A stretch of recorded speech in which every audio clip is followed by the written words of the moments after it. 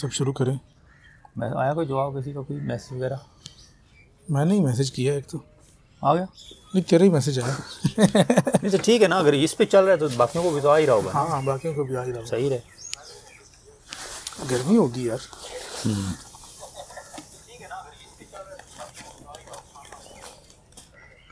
तो स्टार्ट करते हैं जिसको बयान इजाबत। इशारा, यहाँ सिर्फ बंदा और रब ही है। तो स्टार्ट करते हैं जिसको बयान इजाबत। तू उसकी तरफ बुलंद होता है और वो तेरी तरफ नज़ूल करता है, जैसा कि फरमाया पाक कलमा उसी की तरफ बुलंद होता है और हमारा रब आसमान दुनिया की तरफ नज़ूल करता है। इजाबत से पढ़ना था। हाँ, पिछला कौन सा था? इजाबत पिछला था अपना वजूद का। अच्छा, हाँ ये था अल्फता वाला। हाँ ये तो पढ़ लिया था ना। पढ़ लिया था जी, इजाबत वाला ही पढ़ना है। तो इसमें तो ये बात है जी कि यहाँ पर जो है वो बंदे और रब की बात हो रही है कि बंदा जो है वो उसकी तरफ यानी ऊपर की यानी बुलंद होता है, बंदा तो उसकी तरफ बुलंद होता है और अल्लाह ताला हमारी तरफ नज़ूल करता है। तो पाक कलमा उसी की तरफ बुलंद होता है और हमारा रब आसमान दुनिया की तरफ नज़ूल फरमाता है। पाक कलमे से मुराद ये है कि पाक बंदा। पाक बंदा, पाक कलमा से मुराद ये है कि वो बंदे जो को, बंदा ही पाक नहीं है वो कैसे बुलंद होगा? कैसे बुलंद होगा? वो तो बुलंद पाक होगा तो बुलंद होगा। वैसे तो ये बिल्कुल सादा सा सामने बाजी है, इसमें तो कोई ऐसी हाँ इसमें खाली ये इशारा बताया है कि बात नहीं है। कुरान मजीद की जो आयत है, कौन सी आयत है? यसअदुल कलिमुत तय्यब इलैहि यसअदुल कलिमुत तय्यब। तो उससे शेख अकबर ने ये इशारा निकाला कि कलमा जो है, जो वैसे भी शेख अकबर की इस्तिलाह में कलमे से मुराद जो होती है वो मखलूक और तमाम ये जो मौजूदात हैं इनको कलिमातुल्लाह भी कहते हैं।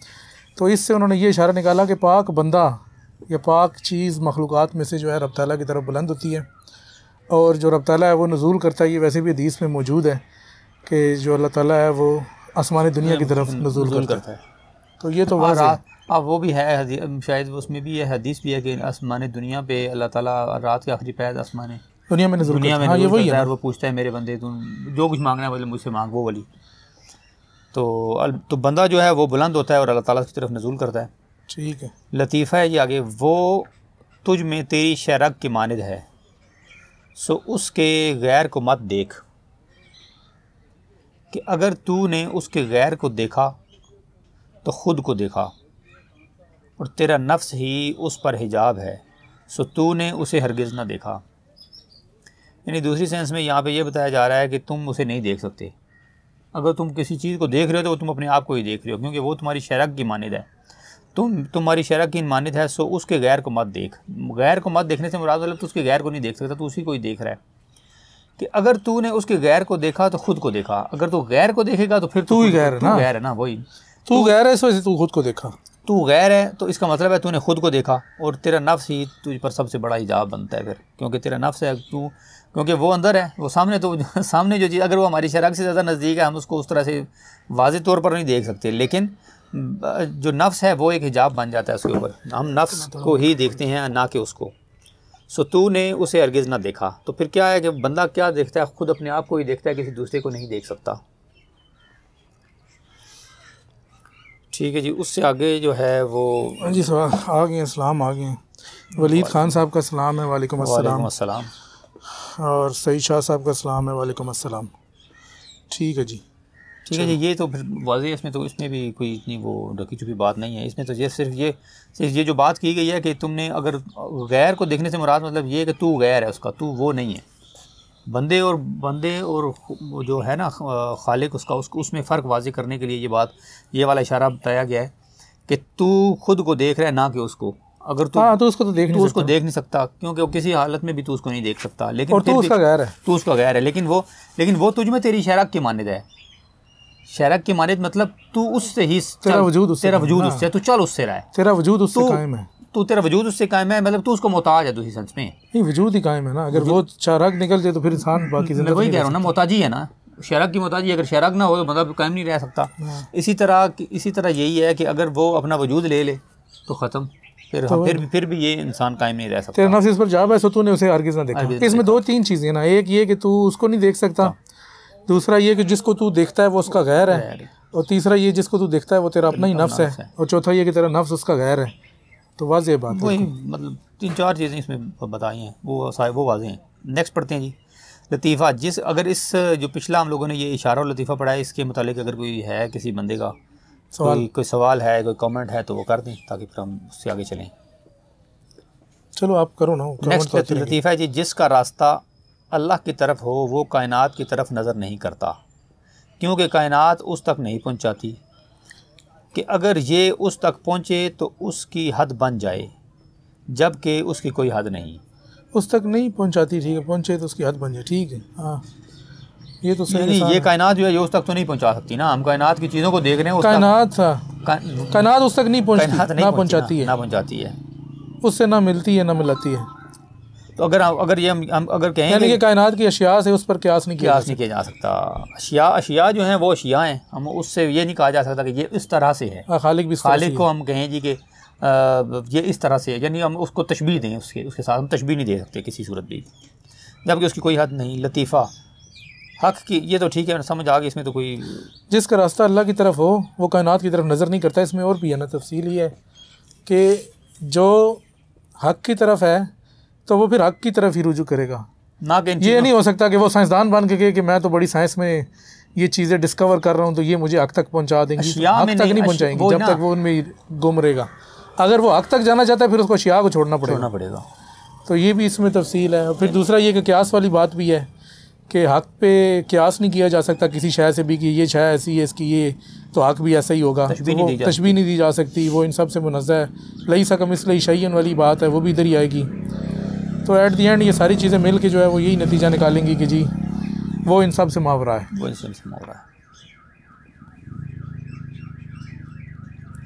जिसका रास्ता अल्लाह की तरफ हो, कायनात मतलब वो कायनात की तरफ नज़र नहीं करता। जैसी सी बात है, जिसका ध्यान उसकी तरफ है वो उसको छोटी मोटी चीज़ों को नहीं देखेगा ना, उसका ध्यान तो सारा जिस चीज़ में है फिर वो उधर ही देखेगा, ना कि बाकी अशिया में। क्योंकि वो एक है ना कि उसने कहा जी कि ये जितनी भी हैं सारी मखलूक़ात, जितनी भी दुनिया में जितनी अशिया हैं वो मैंने बंदे के लिए पैदा की, तख्लीक की और बंदे को अपने लिए तख्लीक किया, ना कि हम लोग खालिक को छोड़कर मखलूक में मशगूल हो जाएं और खालिक को भूल जाएं। तो ये बात भी कोई ठीक नहीं, समझदारी वाली नहीं है। लतीफ़ा हक़ की मार्फत उसके बताने से और तेरे कबूल करने से है। उसके बताने और तेरे दरमियान वजूद की मुनासबत है। तू हक़ से ही हक़ की मार्फत पा सकता है, मखलूक से नहीं। और तू हक़ से ही हक़ को जान सकता है, ख़ुद से नहीं। बस हक़ को हक़ से थाम ले, तुझे हक़ मिल जाएगा। और हक़ को मुख्तलिफ़ रास्तों में मत ढूंढ कि उस तक जाने वाला कोई रास्ता नहीं, कि हुदूस और कदम के दरमियान कोई जोड़ नहीं। इसका ऊपर वाले से लिंक है जो ऊपर अभी पढ़ा है, कायनात तक कोई चीज़ नहीं पहुंचाती, उससे इसका डायरेक्ट लिंक है। अब ये जी पहले है कि हक़ की मार्फत उसके बताने से और तेरे कबूल करने से है। जब मार्फत हक़ की मार्फत तभी कोई हासिल कर सकता है जब हक़ उसको बताए और तेरे अंदर कबूलियत वाली इस्तेदाद हो, तब उसके बताने से और तेरे हक़ ही बताएगा ना अपनी मार्फत के बारे में। वही ना, हक़ ही बता सकता है। खुद से तो बंदा कहे जी कि मैं खुद से अपनी कोशिश से अपनी या किसी चीज़ से हक़ के अलावा किसी शय से उसकी मार्फत पा लूँगा तो वो नहीं हो सकती। उसके बताने और तेरे दरमियान वजूद की मुनासबत है। उसके बताने और तेरे दरमियान वजूद की मुनासबत है, क्या मतलब? वजूद की मुनासबत है ना कि उसका वजूद तुझे हासिल है तो उस वजूद के ज़रिए वो तुझे बताएगा और तू समझेगा। तू हक़ से ही हक़ की मार्फत, मतलब वजूद के एक ज़रिया है, वजूद एक ज़रिया है, इसके ज़रिए तो हाँ हक़ की मार्फत पा सकते हैं उससे। तू हक़ से ही हक़ की मार्फत पा सकता है, मखलूक से नहीं। यानी मखलूक से हम लोग उसकी मार्फत नहीं पा सकते। और तू हक़ से ही हक़ को जान सकता है, ख़ुद से नहीं। बस हक़ को हक़ से थाम ले, तुझे हक़ मिल जाएगा। हक़ को हक़ से थाम ले, तुझे हक़ मिल जाएगा। इसमें भी वही बता रहे हैं ना कि हक़ के बगैर तुम कुछ हासिल नहीं कर सकते। दूसरी सेंस में अशिया से आप कहें कि मैं हक़ की मार्फत हासिल कर लूँगा तो वो मुश्किल है, वो नामुमकिन है। बल्कि हक़ खुद जब तक ना बताए और बंदे के अंदर उस कबूलियत की इस्तेदाद भी ना हो तब भी वो नहीं उसको हासिल कर सकता। और हक़ को मुख्तलिफ़ रास्तों में मत ढूंढ कि उस तक जाने वाला कोई रास्ता नहीं। यानी हक़ तक कहें ना कि हम हक़ को मुख्तलिफ रास्तों, हक़ के अलावा अगर मुख्तलिफ हक़ के सिवा अशिया में मत ढूंढ। मुख्तलिफ रास्ते ये हैं ना, वो खुद बताए वो तो चलो ठीक है। अशिया के ज़रिए अगर उसको बताने की कोशिश, ढूंढने की कोशिश करोगे तो फिर तो मुश्किल है। जैसे कि वो फ़िलासफ़ा वाले हैं वो चीज़ों के अंदर एक चीज़ के अंदर उसको ढूंढने की कोशिश करते हैं, जैसे मुख्तलिफ़ अशिया में से कोई एक चीज़ पकड़ लेते हैं, उसके ऊपर गौर व फिक्र करते हैं, उसमें से ढूंढने की कोशिश करते हैं, ढूंढने की कोशिश तो करते हैं, उस तक वो जाने की कोशिश करने, मतलब वो आगे एट द एंड जाके फिर वो कोशिश करते हैं कि हम इस फ़लसफ़े से आगे की तरफ उस तक पहुँचें, लेकिन वो फिर मुमकिन नहीं है ना जी। उस तक जाने वाला कोई रास्ता नहीं कि हुदूस और किदम के दरमियान कोई जोड़ नहीं, ठीक है ना जी। दोनों के अंदर तो कोई जोड़ नहीं, जो हादिस है उसके और जो कदीम है उन दोनों के दरमियान किसी किस्म का कोई जोड़ नहीं। वो मुख्तलिफ है, मुख्तलिफ हैं दोनों की अपनी अपनी दोनों का क्यास नहीं किया जा सकता, दोनों की अपनी अपनी ज़बात हैं, ठीक है जी। इस इशारे के ये जो लतीफ़ा भी हम लोगों ने पढ़ा, इसके मुतालिक अगर किसी का कोई सवाल है तो दोस्त ने कोई क्वेश्चन किया तो अबरार साहब देखें। नहीं किया, वो नज़र आ रहा है सामने। अच्छा, वो कितने दफ़ा स्टक हो जाता है, वो लाना पड़ता है उसको ना। अच्छा, नेक्स्ट है जी इशारा। हक़ के बारे में अपने इल्म को हक़ से देख, तू उसे गैर मुतसव्विर पाएगा, यही असल इल्म है, जबकि हर वो इल्म जो तसव्वुर में आया वो मखलूक है। ये बड़ी ज़बरदस्त है, बहुत ज़बरदस्त है। हक़ के बारे में अपने इल्म को हक़ से देख, तू उसे गैर मुतसव्विर पाएगा, यानी उसकी कोई तस्वीर नहीं, चाहे जिस किस्म का भी इल्म आ जाए आपके पास, आप उसकी तस्वीर नहीं, हक़ की कोई सूरत नहीं। मैं हक़ की कह रहा हूँ ना, चाहे आपके पास इल्म आ गया उसका, लेकिन आप उसकी तस्वीर या उसकी शक्ल सूरत या उसके बारे में कोई क्यास, हक़ के बारे में अपने इल्म को, हक़ का इल्म नहीं है ये, हक़ के बारे में अपने इल्म को हक़ से देख, जो हक़ के बारे में तेरा इल्म है, हक़ के बारे में अपने इल्म को हक़ से देख, मतलब हक़ से ही देखना है ना, हमने अपने इल्म को भी उसी से ही देखना है, ना कि अपने इल्म, अपनी जो ज़ाती मेरी खोज है उससे। हमने उसके इल्म जो उसने इल्म अता किया हुआ है, हमने अपने इल्म को उस समझ लें कि उसके अपने इल्म को उसके इल्म में परखना है, दूसरी सेंस में नहीं। इसमें ये बता रहे हैं कि हक़ के बारे में तेरा इल्म, तो ये भी कुछ भी हो सकता है ना। तो ये भी कह सकता है बुत में भी हक़ है, तू कह सकता है दरख्त में भी है, फलाने में भी है, बंदे में भी है, किसी के बारे में तू कह सकता है ना। तो ख्वाब में कुछ भी देख सकता है। कल मेरे पास एक बंदा आया जिस तरह जी, वो अपने कोई बुज़ुर्गों का वाक़या सुना रहा था, तो कहता है जी मैंने अपने बुज़ुर्गों से सवाल किया कि क्या आपने हक़ ताला को देखा है, तो उन्होंने कहा हाँ जी बिल्कुल देखा है। तो फिर उन्होंने वाक़या बताया कि जी वो ख्वाब था या जो भी था, कश्फ था, जो भी मैंने देखा कि वो इस तरह मतलब इस सूरत में थे हक़ ताला था और मेरे से ये बात की और बड़ा मुस्कुरा रहा था और ये वो। तो अगर बंदा ये समझेगा कि वो सूरत हक़ की, मतलब वो हक़ था, तो वो ज़ाहिर बात है कि वो तो हक़ नहीं था, वो तो एक सूरत थी जो ख्याल थी। तो यहाँ पर ये बता रही हैं कि हक़ के बारे में तेरा जो भी इल्म है, अब तुझे वो सूरत में नज़र आए तो ये ना समझ के वो सूरत ही बस है, बल्कि उसको बाकी हर सूरत में उसको देख, अपनी उसको हक़ को उस सूरत से मुनज़्ज़ह कर, और तेरे सामने जो सूरत आई है वो उसका एक मज़हर है, वो हकीकत नहीं है। और जो तेरा इल्म उस सूरत से बन रहा है और तू समझ रहा है कि ये वही सूरत है, और अगर तू आगे किसी को बता रहा है और दूसरा जो अगला है वो भी जाहिल है और वो समझ रहा है कि ये भी बिल्कुल उसी तरह ही सूरत थी, तो इस बात नहीं है। हाँ, हक़ से तेरी बात हुई है, लेकिन वो इस सूरत में कैद नहीं है।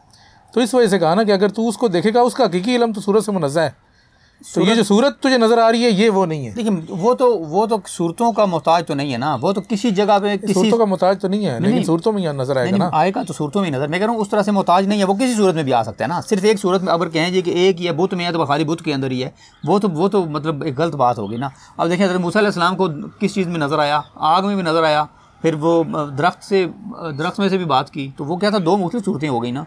तो वो यानी उस तरह से अगर कहें कि वो एक ही सूरत है और बस उसी में ही जितने भी मज़हर हैं सारे उसी के ही हैं, आप जिसमें भी देखें उसमें उसको पा सकते हैं। ये किसी का कमेंट्स आए हैं, मैं देखूं ज़रा। अच्छा जनाब, अब्दुल बारी ख़ान साहब, आप जो किताब पढ़ रहे हैं उसका नाम क्या है? जी, इस किताब का नाम है रसाइल इब्न अरबी, और रसाइल इब्न अरबी में जो रसाला हम पढ़ रहे हैं वो ताजुत तराजुम है जी। ये हमने ही शायद किया जनाब, ये ताजुत तराजुम के नाम से हम पढ़ रहे हैं, जो अगर नज़र आ रही है आप देख सकते हैं। अच्छा, उसके बाद जी यूट्यूब पे किसी का कमेंट आया खैरुल कलम का, अस्सलाम वालेकुम वरहमतुल्लाह। वालेकुम अस्सलाम। वालेकुम अस्सलाम वरहमतुल्लाह वबरकातुहू। ठीक है जी, आगे इसमें कोई और मज़ीद ऐड करना चाहते हैं जी? बस काफ़ी है इसके बारे में। यही है कि हक़ के बारे में जो आपकी सूरत, हक़ के अलावा जो भी सूरत में, जिस सूरत में आपको हक़ नज़र आया वो सूरत उसकी नहीं है, बस ख़त्म। अगर आप ये समझेंगे कि हक़ भी यही है और सूरत भी यही है तो फिर गलती है। हक़ बेशक है, सूरत नहीं है। वो किसी भी सूरत में आ सकता है दूसरी सेंस में। हाँ, और जिस सूरत में भी आए तो वो सूरत उसकी नहीं, वो उसकी नहीं है। किसी में भी आए लेकिन वो सूरत उसकी नहीं है। हाँ, लेकिन वो एक समझ लें कि अब कहते हैं ना कि बंदे में भी वही बोल रहा है जी, अब ज़ाहिर सी बात है जो सईद बात अली साहब आए हैं जी, सलाम कह रहे हैं। वालेकुम अस्सलाम, हैदराबाद दक्कन से जी, वेलकम जी, वेलकम जी। तो जिस सूरत में भी है तो वही ना, उसमें तो कोई शक वाली बात नहीं है, लेकिन वो सूरत उसकी नहीं है। बोल वही रहा है, बात वही कर रहा है, बता वही रहा है, लेकिन वो सूरत उसकी नहीं है। फिर है जी आगे कि थोड़ा सा चलें, फिर मैं इसको दोबारा पढ़ देता हूँ। लतीफ़ा के हक़ की मार्फत उसके बताने से और तेरे कबूल करने से है, उसके बताने और तेरे दरमियान वजूद की मुनासबत है। तू हक़ से ही हक़ की मार्फत पा सकता है, मखलूक से नहीं, और तू हक़ से ही हक़ को जान सकता है, ख़ुद से नहीं। यानी अगर हम उसको जानना भी चाहते हैं तो वो हक़ से ही हम हक़ को जानेंगे, ख़ुद से हम अपने पास से उसको नहीं जान सकते। बस हक़ को हक़ से थाम ले, तुझे हक़ मिल जाएगा। और हक़ को मुख्तलिफ़ रास्तों में मत ढूंढ के उस तक जाने वाला कोई रास्ता नहीं। ये तो पिछला था ना, हुदूस और किदम, हाँ सॉरी मैं पिछला चला गया था, इशारा, चलो खैर है, पढ़ लो। हुदूस और किदम के दरमियान कोई जोड़ नहीं। ये तो पहले हम लोग इसको डिस्कस इसका भी ताल्लुक उसी से ही है, हाँ ताल्लुक पिछले के साथ ही है ये सारा का, क्योंकि एक मौजू की मुनासबत से तमाम इशारात और जो आ रहे हैं उनका ताल्लुक एक जैसा ही है। आगे कहते हैं जी कि हक़ के बारे में अपने इल्म को हक़ से देख, यानी तेरा जो इल्म है उसको हक़ के इल्म के साथ देख, तू उसे गैर मुतसव्विर पाएगा, यानी उसकी कोई सूरत नहीं है, तू देखेगा कि उसकी कोई सूरत नहीं है। तेरे पास जो इल्म आ रहा है उस इल्म की, उस मोईज़ हसन साहब सलाम कह रही हैं, समीनत अज़मत साहिबा सलाम कह रही हैं, वालेकुम अस्सलाम। तो उसकी कोई सूरत नहीं है। हम किसी तो ये नहीं कह सकते कि ये उसी की ही सूरत है, चाहे वो किसी चीज़ में भी बोल रहा है लेकिन वो सूरत उसकी नहीं है। अगर दरख्त में बोला तो हम उसको नहीं कहेंगे कि दरख्त उसकी सूरत नहीं है, दरख्त की सूरत नहीं है। अगर वो दरख्त उसका हिजाब है, हिजाब है, सूरत उसका हिजाब है, वो हिजाब के अंदर बोल रहा है। अब देखें जी, अब ये जो इंसान है ये भी इसका किताबुल हुजुम में तो हम सारा ये पढ़ चुके हैं, तो ये किस तरह वो हिजाब के अंदर से बात करता है और सारी तफसील भी हम देख चुके हैं। तो ये उससे मिलती जुलती बात इधर शेख ने की है। इंसान की भी सूरत में आ जाए तो इंसान की, हाँ वो भी इंसान की सूरत में वो भी हिजाब है, बोल वही रहा है। ये कुछ सवाल आया किसी का, 2 सवाल आए हैं, देखते हैं जनाब कौन कौन से सवाल आए हैं। मोईज़ हसन साहब कह रहे हैं हक़ क्या है और हक़ से मोहब्बत कैसे की जा सकती है। हक़ से मुराद हक़ ताला ही है जनाब, मोहब्बत कैसे की जा सकती है। जो उसके अहकामात हैं, उसकी जो उसने हमें तालीमात जो कुरान पाक में जो चीज़ें बताई हैं, उसके जितने भी अहकामात हैं उसके ऊपर अमल करें, तो यही मोहब्बत का तकाजा यही होता है कि जो महबूब की जो बात होती है उसके ऊपर मनवान कुरान मजीद में उसी तरह से आयत भी है ना कि इन कुंतुम तुहिब्बून अल्लाह फत्तबिऊनी युहब्बिबकुमुल्लाह, कि अगर तुम मुझसे मोहब्बत करते हो, करना चाहते हो या करते हो तो फिर मेरी तबाह करो, यानी रसूल की तबाह करो तो अल्लाह तुमसे मोहब्बत करेगा। तो अल्लाह से मोहब्बत का तरीका तो कुरान और हदीस में रसूल की इत्तबा जो है वो ज़ाहिर सी बात है अल्लाह ताला के अहकामात के ऐन मुताबिक होती है। तो उनकी नबी पाक सल्लल्लाहु अलैहि वसल्लम की जो क्या कहें उनकी उसवा हुस्ना और उनकी जो ज़िंदगी जिस तरह से उन्होंने गुजारी उस तरह से आप गुजारेंगे तो ये अल्लाह ताला से ही मोहब्बत होगी। इसी तरह ही हो सकती है, इसी तरह ये मोहब्बत का। अच्छा जी, सैयद अली साहब कह रही हैं इब्न अरबी के दीवान का उर्दू में तर्जमा हो गया है। नहीं जनाब, इब्न अरबी के दीवान का उर्दू में तर्जमा नहीं हुआ।